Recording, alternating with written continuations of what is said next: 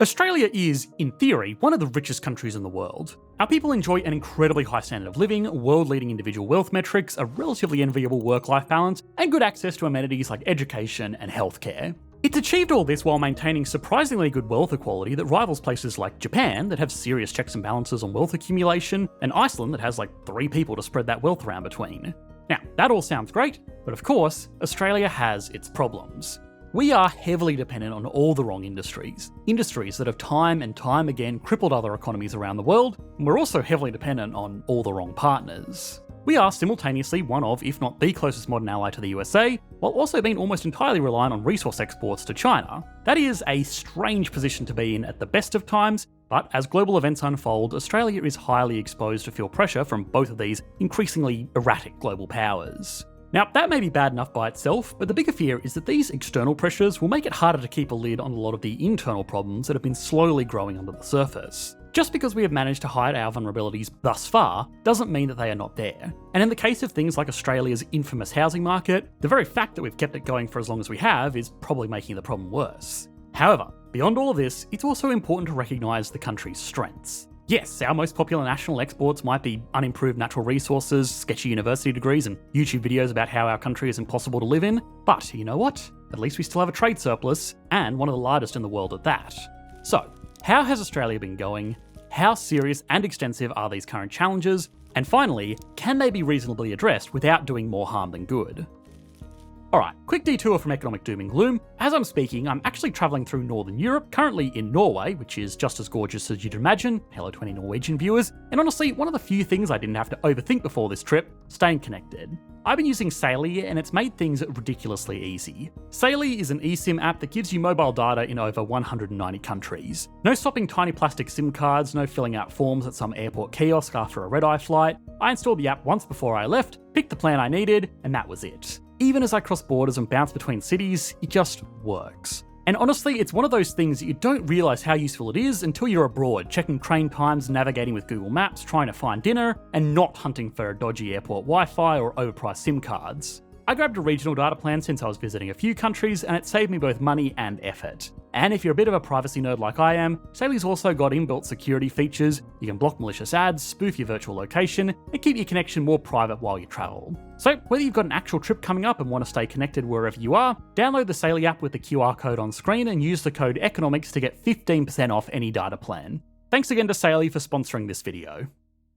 So just like there are plenty of individuals that have become rich by being lucky in unsustainable ways, it's easy to argue that Australia is in the same position. Obviously, natural resource wealth is a bit like winning the lottery. It is a fantastic opportunity, but a lot of winners end up squandering this money only to end up worse off in the long run than had they never had this easy wealth in the first place. Just like winning a regular lottery, natural resource wealth can make it so that doing anything else isn't really worth it because it's easier and way more instantly rewarding to just use the winnings. Now, Australia was not completely immune from this trap. Our goods exports are some of the least diverse in the world and are primarily comprised of natural resources that we don't even bother to refine and agricultural products. This is a problem because it means a huge component of our economy is at the mercy of global natural resource prices and trade agreements which are currently being called into question. Fortunately, our direct trade with the USA is quite minimal, and we actually import much more from the country than we export to it, but even still, a general global shift towards increased trade protections would not be a good thing for Australia. To make matters worse, our second largest goods export is coal, which is seeing stagnant consumption, partially due to its terrible environmental impacts, but largely simply because more competitive alternatives are becoming viable. Another common side effect of an over-reliance on natural resources is that it can breed corruption because it creates such an easy treasure trove to pilfer from. Now, not to spoil too much just yet, but Australia's highly robust institutions have been one of the key reasons why the country has remained so prosperous for so long, despite making so many classic mistakes. But even then, they are not beyond criticism. We have largely failed to tax our resources effectively in a way that would redistribute natural resource wealth into general prosperity. Rather embarrassingly, we have tried, but the lobbying power of natural resource companies won out against planned proposals to change rents on natural resource extraction. If that wasn't enough of a kick in the donga, in certain industries we have started paying companies to take resources from us. In this year alone, the government has provided nearly $15 billion in subsidies and tax breaks to the natural gas industry. Now, this could be justified if it was used to lower local energy costs, but that hasn't happened, and we've actually ended up buying a lot of our own gas back from international suppliers. It's a little bit silly. So yeah, Australia's failed to do something that even Venezuela figured out relatively quickly. Then of course there is the issue of housing. Australian real estate is unbelievably expensive in our handful of major cities. There are a few reasons why it got so bad, and unfortunately not much has been done to reverse it. For starters, we have a highly multicultural society that has been both open to lots of immigration and very attractive to immigration from everywhere around the world. Now, a lot of that immigration has come in the form of people who are drawn to the relatively high salaries and living conditions offered in Australia. And they, of course, need a place to live. But a lot of immigration is also already very wealthy people from countries with similarly high incomes that are moving here because it has some of the most livable cities in the world, of course assuming that the person doing the living is already relatively wealthy. In an effort to tamp down on this source of demand for housing, the government has imposed a ban on foreign home purchases for the next 2 years, which sounds like a reasonable policy. However, these purchases only represent a tiny fraction of all sales, and it doesn't include purchases made by people on residency visas, which is where most of this demand is coming from, with elevated levels of immigration to the country. Another similar problem actually comes from a surprising strength that adds some much needed context to our resource dependence. Our goods exports are pretty abysmal, but when services are included, we generally do a lot better. Now, service exports don't get as much attention because it's a lot harder to visualise than goods being loaded onto ships and floated across to another country, but about a third of all of our exports are actually these intangible sales. The big one is tourism. When people come to Australia and spend money here, that technically gets counted as an export by economists because money is flowing from foreign countries into Australia just like it would for any other export. Even something like this YouTube video that you're watching right now counts as a service export. I, an Australian, made this video and my little business here in Australia will receive payment from Google, a US-based company, as well as the US-based sponsor. Now fortunately we can't build an economy on YouTubers, but we have tried to build one on students. Back to the housing market, that ban on foreign buyers doesn't exclude people that are simply here to get a degree on a student visa. Now, maybe that is reasonable. People that are living in the country, even temporarily, perhaps should have the right to buy the place where they live. Perhaps not. I'm sure there'll be a spirited discussion about that in the comments section. But either way, this has encouraged a lot of students to come here, not with the intention of really getting a degree, but more as a way to either get access to the real estate market or a job market through an easily accessible visa program. Now, to be fair, the government has significantly cracked down on so-called diploma mills, which were essentially completely fake universities, set up only to let people get a student visa, but even some of our largest educational institutions are dependent on this cash inflow, and it ultimately means that things like the big talk about a foreign investor ban are a minor inconvenience rather than a hard policy fix. So yes, Australian real estate is a highly desirable global asset class. But to add napalm to the fire, our tax policies heavily incentivise property investment. Now, we've addressed the exact mechanism of negative gearing and capital gains tax incentives in our last video in Australia, so as always we don't want to repeat too much here. But the current tax structure is to the point where for certain high income earners, it's considered irresponsible to not have at least 1 or 2 investment properties. This has not only encouraged property investment, it's also encouraged property investment using lots of debt. Australia currently has the second highest levels of household debt in the world, falling only behind Switzerland, which is a bit of an outlier due to their unique banking systems. So yeah, while government debt for Australia looks great compared to most global economies, debt owed by Australian individuals is at pretty alarming levels, and unfortunately for most Australians, it isn't because of some advanced financial strategy, it's just a necessity to get a home.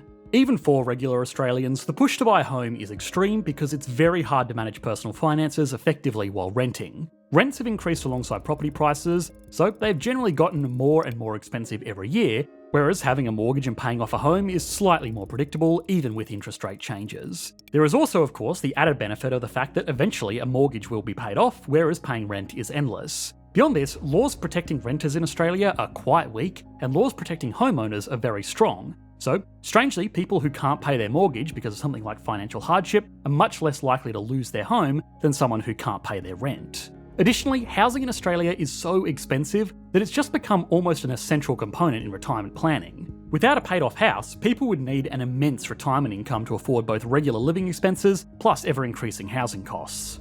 Unfortunately, from the demand side of real estate, most government initiatives to address the housing crisis have revolved around making it easier for people to buy their first home with grants, tax exemptions and financial assistance, rather than just making housing cheaper in the first place. Policies that just give every new home buyer an extra $100,000 in purchasing power usually only work to drive the prices of homes up by an extra $100,000. Now we will actually address that particular issue later because, well, that might be exactly the intention. The final thing on the demand side that needs a bit of nuance is incomes. Incomes for regular Australians are amongst some of the best in the world. We have very high minimum wage laws, and while some businesses try and skirt around them, they're generally well enforced. However, at the extreme high end that generally drives big asset bubbles, incomes are not as competitive as in places like Silicon Valley, New York, London, or even Hong Kong. That means that there's not the same inflow of people moving to a city like Sydney to land a six-figure job, where it doesn't matter how much they pay in rent, the demand is coming from somewhere else.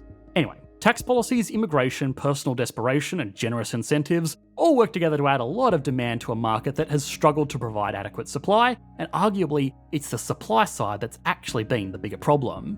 Yes, Australia has a lot of land per capita, but not a lot of major cities. Housing in most areas is actually really cheap, but the housing where most people want to live is amongst the most expensive in the world. Within these cities, urban sprawl has done its thing, and all of the familiar problems of zoning laws restricting adequate housing are present and accounted for.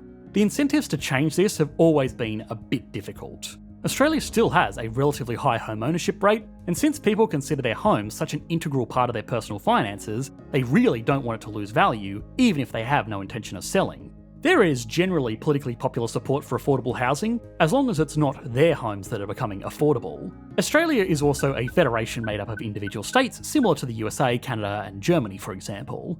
However, those states are each highly reliant on their housing market to provide funding to their individual budgets. Every time a house is purchased in Australia, there is a fee called stamp duty paid by the buyer that can be as much as 6.5% of the total purchase price. This money goes to the respective state government where the house is sold and was originally meant to just cover the expense of changing or stamping new land ownership records. But obviously, as houses get more expensive, the more money can be made from these fees, and now it's a huge part of the budget. This also disincentivises existing homeowners from ever selling their properties because, even though this fee is paid by the buyer, someone who sells their home is probably going to end up buying a new one eventually, taking a significant financial hit in the process. This has resulted in a lot of people who could downsize and put a larger family-friendly home onto the market just choosing to hold on to it, further limiting supply.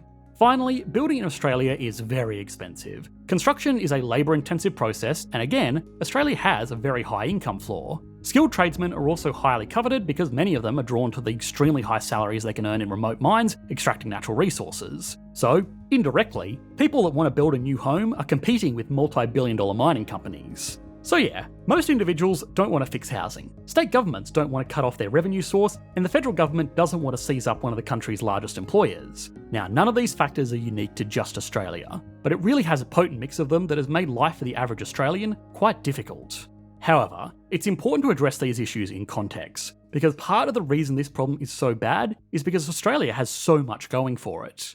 The first is wealth equality, which is arguably the defining issue of the modern global economy. Australia does not have outstanding income equality. After accounting for taxes and social programs, we're about middle of the road and significantly behind Canada, which is arguably our most comparable peer.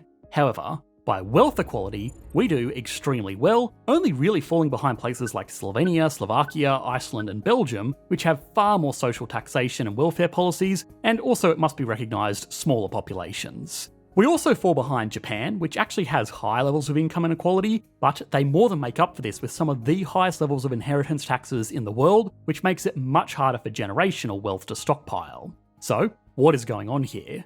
Australia doesn't have inheritance taxes, and all other things being equal, higher levels of income inequality should lead to higher levels of wealth inequality. If some people earn a lot more than other people, they can save and invest more than them too, which compounds over time. But in Australia, that hasn't really happened, at least not to the same degree as other comparable economies. And the question is, why? Well, big disclaimer time, wealth is much harder to measure than income because all the data needed to calculate income inequality is collected to process income taxes, whereas the true value of illiquid assets like cars, home furnishings, and even houses can be a bit harder to put an exact figure on. And yes, Australia still has a lot of extremely rich people, but generally we are a more even playing field, partially because just owning a home means that a good chunk of Australians have a lot of wealth tied up where they live, and also because we have a mandatory retirement savings made for us through superannuation. This helps to pull up the base, so to speak. Now, having a lot of money in home equity doesn't necessarily matter if every other home in the country is equally as unaffordable. In the words of Syndrome, when everyone's super, nobody is. These headline figures also mask over a different type of inequality that could actually be more damaging.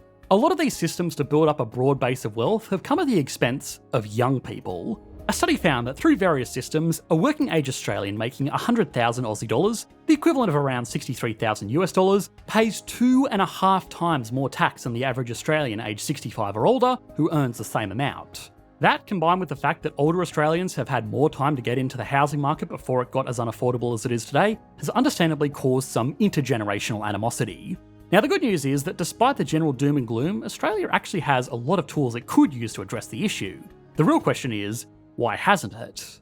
Well, the country is currently on the verge of a major election, and both sides are promising to have the solution to problems they secretly probably don't want to fix. But that's something that we've addressed in detail in our new video on our geopolitics-focused channel, Context Matters. You should be able to click to that one on your screen now. Thanks for watching, mate. Bye.